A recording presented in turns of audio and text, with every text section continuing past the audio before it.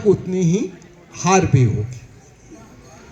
तो जो उनका चुनाव जीतना है वो कोई 1952, 57, 62 की जो कांग्रेस की जीत थी, या 71 कांग्रेस की जीत थी, या 80, 84 में जो कांग्रेस की जीत थी, वो उस किस्म की जीत नहीं है।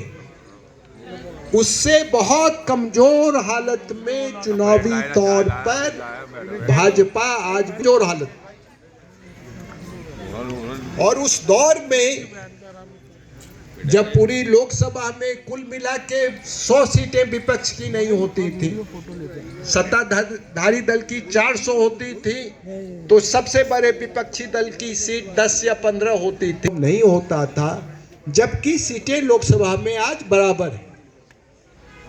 तो ये चुनाव की जीत उसका कारण नहीं है, जन समर्थन उसका कारण नहीं है।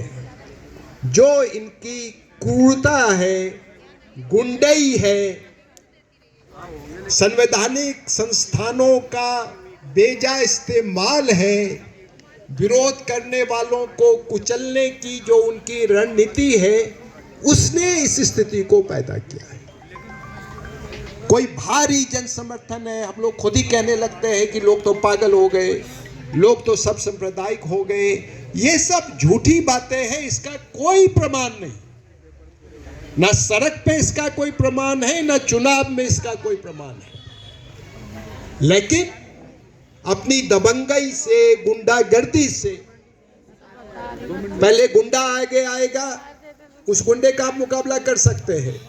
जैसे ही आप उसका मुकाबला करेंगे, उसके पीछे पुलिस आएगी। पुलिस के खिलाफ आप कोर्ट में जाएंगे, आपके यहां ईडी आएगी।